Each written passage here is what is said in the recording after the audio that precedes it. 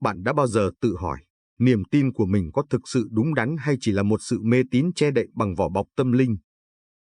Trong cuộc sống, chúng ta tìm đến các đấng thiêng liêng để cầu mong bình an, hạnh phúc, nhưng liệu điều đó có khiến chúng ta sống tốt hơn hay chỉ khiến ta thêm lo sợ những điều vô hình?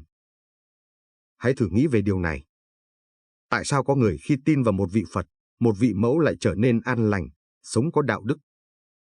Nhưng cũng có người lại rơi vào vòng xoáy nghi lễ không hồi kết, chi tiêu cả gia tài cho những nghi thức mà chính họ cũng không hiểu rõ. Ranh giới giữa lòng tin chân chính và mê tín dị đoan ở đâu? Đây không chỉ là câu hỏi cá nhân, mà còn là vấn đề mà bất kỳ ai trong chúng ta khi bước vào thế giới tâm linh đều phải đối diện. Tại Việt Nam, có một câu nói giản dị nhưng sâu sắc, đến với Phật, về với mẫu. Đến với Phật là tìm đến trí tuệ và lòng từ bi ánh sáng để soi rọi những mê lầm trong cuộc đời. Về với mẫu là quay về với cội nguồn, lòng biết ơn với người mẹ thiên nhiên và sự che chở của những vị thần linh trong đời sống dân gian. Nhưng làm sao để bước trên con đường đó mà không lạc lối vào mê tín? Làm sao để thực sự tin đúng chứ không phải tin mù quáng? Video này sẽ giúp bạn giải mã. Chúng ta sẽ cùng phân tích. Lòng tin là gì? Mê tín là gì? Vì sao đến với Phật, về với mẫu là một tư tưởng cân bằng, dẫn lối chúng ta tìm được an yên mà không sa vào lầm lạc? Hãy cùng khám phá. Mê tín là gì?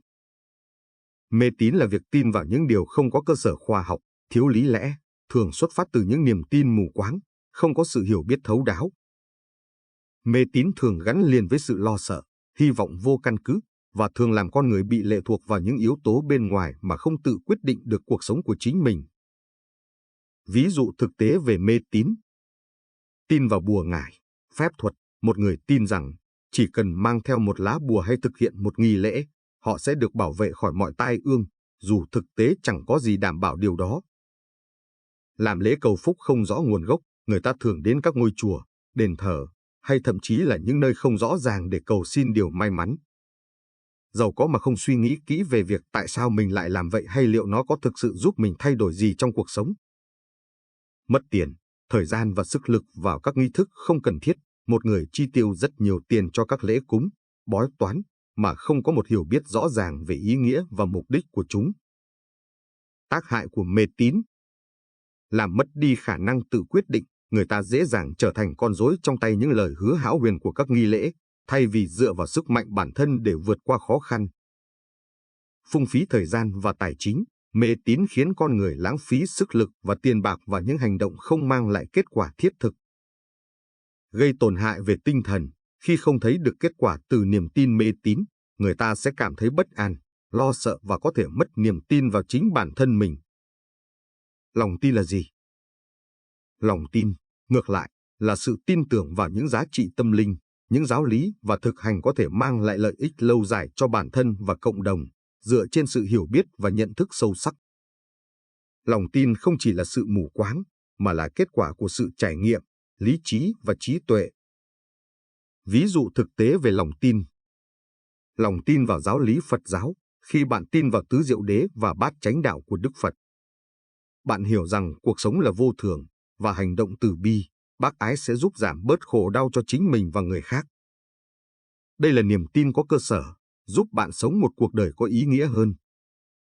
Lòng tin vào đạo mẫu, khi người dân Việt Nam thờ mẫu, họ không chỉ cầu xin may mắn mà còn thể hiện lòng biết ơn với thiên nhiên và cội nguồn. Họ hiểu rằng việc thờ cúng là để tôn vinh những giá trị truyền thống, bảo vệ cộng đồng và giữ gìn văn hóa. Tác dụng tích cực của lòng tin. Khơi dậy sức mạnh nội tại, khi tin vào Phật giáo, con người tìm thấy trí tuệ và sự bình an trong tâm hồn, giúp vượt qua khó khăn và sống đúng đạo lý. Gắn kết cộng đồng, lòng tin vào đạo mẫu không chỉ giúp cá nhân cảm thấy an lạc, mà còn là sự kết nối với cộng đồng, tôn vinh những giá trị văn hóa truyền thống. Phát triển nhân cách, lòng tin vào những giáo lý tốt đẹp giúp con người trở thành những người tử tế, biết sống vì người khác và biết cống hiến cho xã hội. Trong Phật giáo khuyến khích mọi người tìm kiếm sự giác ngộ thông qua trí tuệ, không phải thông qua những nghi thức mê tín hay cầu nguyện mà không có sự hiểu biết. Đức Phật dạy rằng, tất cả mọi thứ trong cuộc sống đều vô thường và chỉ có trí tuệ, từ bi mới giúp con người vượt qua khổ đau. Phật giáo không cổ vũ việc cầu xin sự giàu có hay may mắn từ các thế lực vô hình mà thay vào đó, dạy con người tự cải thiện bản thân qua những hành động đúng đắn.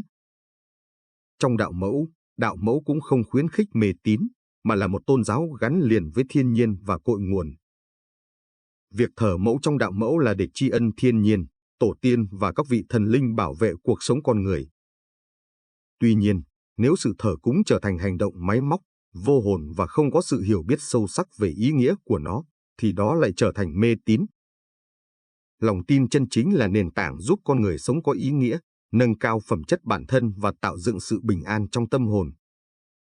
Mê tín, ngược lại, chỉ làm con người lạc lối, mất phương hướng và bỏ qua sức mạnh nội tại của chính mình. Phật giáo và đạo mẫu đều nhấn mạnh sự hiểu biết, tỉnh thức và lòng từ bi. Khi chúng ta hiểu đúng về giáo lý của hai đạo này, chúng ta sẽ không còn nhầm lẫn giữa lòng tin chân chính và mê tín. Từ đó tạo ra một cuộc sống có giá trị, hướng đến sự an lành, hòa hợp trong cộng đồng và gia đình. Vậy, khi chúng ta đến với Phật và về với mẫu, hãy làm điều đó với trái tim rộng mở và trí tuệ sáng suốt. Để những niềm tin đó trở thành phương tiện đưa chúng ta đến với một cuộc sống tốt đẹp, không phải là một hình thức mê tín khiến chúng ta lạc lối. Trước đó, chúng ta đã phân biệt rõ giữa lòng tin chân chính và mê tín, hai khái niệm quan trọng không thể thiếu khi nói đến sự thực hành tâm linh trong cả Phật giáo và đạo mẫu. Lòng tin chân chính trong Phật giáo, như chúng ta đã thấy, không phải là sự tin vào những điều huyền bí vô cơ sở, mà là một niềm tin dựa trên sự hiểu biết và nhận thức sâu sắc. Sự hiểu biết này là nền tảng để chúng ta xây dựng một lối sống phù hợp với giáo lý của Đức Phật, giúp chúng ta vượt qua khổ đau và hướng đến sự giác ngộ. Lối sống Phật giáo tập trung vào những nguyên lý sâu sắc. Tứ diệu đế, cuộc sống đầy đau khổ, nhưng sự giác ngộ có thể mang lại sự giải thoát. Điều này không có nghĩa là chúng ta phải chờ đợi những phép màu hay cầu xin sự may mắn từ các thế lực vô hình. Thay vào đó, chúng ta sử dụng trí tuệ để nhận thức về khổ đau và tự tìm cách vượt qua thông qua bát chánh đạo. Bát chánh đạo, đây chính là con đường mà Phật giáo chỉ ra cho chúng ta để sống tốt đẹp, từ việc sống có trí tuệ đến hành động với lòng từ bi. Con đường này khuyến khích chúng ta thực hành từ bi, hiểu biết và hành động có lợi cho cộng đồng, chứ không phải là những hành động máy móc, mù quáng như trong mê tín. Ví dụ thực tế về lối sống Phật giáo. Thiền định, người Phật tử thực hành thiền để tìm kiếm sự bình an trong tâm trí, không để những suy nghĩ tiêu cực chi phối. Qua đó, họ có thể sống tích cực và đương đầu với thử thách mà không cần phải phụ thuộc vào bùa chú hay những nghi thức mê tín. Chánh ngữ, lời nói có sức mạnh rất lớn, và Phật giáo dạy chúng ta tránh nói dối, tránh lời nói tổn hại, để xây dựng một cộng đồng hòa thuận, yêu thương. Như vậy, lối sống theo Phật giáo chính là một sự kết hợp giữa lý trí, hành động đúng đắn và sự từ bi, không phải là một sự tin tưởng mù quáng vào các hình thức mê tín. Tiếp theo, như chúng ta đã đề cập đến mối quan hệ giữa lòng tin và mê tín trong đạo mẫu, tôn thờ mẫu không phải là mê tín mà là một hành động đầy ý nghĩa. Đạo mẫu là sự tôn vinh thiên nhiên, cội nguồn, và các vị thần linh bảo vệ sự sống của chúng ta. Tuy nhiên, nếu như sự thờ cúng trở thành một hành động máy móc, vô hồn, không có sự hiểu biết sâu sắc, thì đó chính là mê tín. Tư tưởng đạo mẫu chủ yếu xoay quanh những giá trị sau. Tri ân cội nguồn, đạo mẫu nhấn mạnh tầm quan trọng của việc tri ân tổ tiên, những người đi trước đã dựng xây đất nước, bảo vệ cộng đồng. Đây là một sự biết ơn có ý thức, không phải là sự sùng bái mù quáng. Tôn vinh mẹ thiên nhiên, đạo mẫu cũng gắn liền với thiên nhiên. Việc thờ cúng mẫu là thể hiện lòng yêu thương và tôn trọng những nguồn sống vô giá từ đất đai, cây cối và mọi sự sống quanh ta. Đó là một biểu hiện của sự hòa hợp với tự nhiên, không phải là sự cầu xin mơ hồ mà là sự hiểu biết về mối liên hệ giữa con người và thiên nhiên. Ví dụ thực tế về lối sống đạo mẫu. Các lễ hội cộng đồng, người dân tham gia lễ hội không chỉ cầu nguyện sự bình an cho bản thân mà còn cho cộng đồng. Lễ hội mẫu không chỉ đơn giản là cầu xin may mắn, mà là dịp để thể hiện lòng biết ơn với cội nguồn và xây dựng một cộng đồng đoàn kết.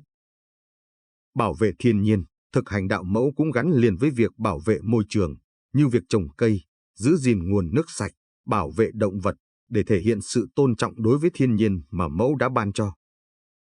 Vì vậy, lối sống đạo mẫu không phải là mê tín, mà là sự tôn vinh và bảo vệ các giá trị vô hình và vô giá trong đời sống tâm linh, Khi chúng ta đã phân biệt rõ sự khác biệt giữa lòng tin chân chính và mê tín, cũng như hiểu rõ lối sống theo Phật giáo và đạo mẫu, chúng ta có thể thấy rằng cả hai đạo đều hướng đến một cuộc sống tốt đẹp, hòa bình và hạnh phúc. Kết hợp tinh thần Phật giáo và đạo mẫu, chúng ta có thể sống với trí tuệ và lòng từ bi. Trí tuệ giúp chúng ta nhận thức đúng về bản chất cuộc sống, và lòng từ bi giúp chúng ta hành động vì lợi ích của người khác, thay vì chỉ vì lợi ích cá nhân. Cả Phật giáo và đạo mẫu đều khuyến khích hành động từ bi, yêu thương và chia sẻ. Với lòng biết ơn và tôn trọng thiên nhiên, đạo mẫu dạy chúng ta tri ân tổ tiên, và Phật giáo dạy chúng ta nhận thức sự vô thường của cuộc sống. Cả hai đều khuyến khích sự tôn trọng với tất cả những gì đã và đang tồn tại, từ cội nguồn đến thiên nhiên. Với hòa bình và bình an nội tâm, Phật giáo và đạo mẫu đều nhấn mạnh sự hòa bình, không chỉ là trong tâm hồn mà còn trong cộng đồng. Sống theo những nguyên lý này sẽ giúp chúng ta tìm được sự bình an, giải thoát khỏi những lo âu, phiền muộn. Qua đây, chúng ta đã nhận ra rằng lòng tin chân chính, dù là trong Phật giáo hay đạo mẫu, không phải là mê tín mà là sự hiểu biết, trải nghiệm và hành động đúng đắn. Khi chúng ta sống theo những nguyên lý này, chúng ta không chỉ tìm thấy sự bình an trong tâm hồn mà còn tạo dựng một xã hội hòa bình, yêu thương và tôn trọng thiên nhiên. Hãy để Phật giáo và đạo mẫu dẫn dắt chúng ta trên con đường tìm kiếm sự giác ngộ và hạnh phúc đích thực. Cuối cùng, trong cuộc sống hiện đại đầy bận rộn và thử thách này, chúng ta cần phải tìm kiếm một sự hài hòa giữa lòng tin chân chính và cuộc sống thực tế. Lòng tin không chỉ là sự tin vào những điều vô hình mà là niềm tin có cơ sở, được xây dựng trên sự hiểu biết và trí tuệ. Chúng ta không nên để cho những quan niệm mê tín, thiếu cơ sở chi phối cuộc sống, mà hãy dùng chính trí tuệ và lòng từ bi để hướng dẫn hành động của mình. Khi kết hợp tư tưởng của Phật giáo và đạo mẫu, chúng ta có thể sống một cuộc đời tốt đẹp hơn, bình an hơn và đầy ý nghĩa. Chúng ta cần trân trọng những giá trị sâu sắc của tổ tiên và các bậc thầy, nhưng cũng phải nhận thức rõ về sự vô thường và những mối quan hệ giữa chúng ta với vạn vật xung quanh. Đó là cách sống hài hòa, không chỉ để tìm kiếm sự giác ngộ mà còn để xây dựng một cộng đồng yêu thương và hạnh phúc.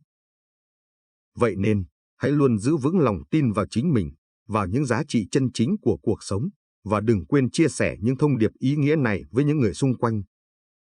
Nếu bạn thấy video này hữu ích, đừng quên nhấn like, chia sẻ và đăng ký kênh để không bỏ lỡ những nội dung thú vị khác về Phật giáo và các giá trị tâm linh trong cuộc sống. Hãy sống một cuộc đời đầy yêu thương, từ bi và trí tuệ,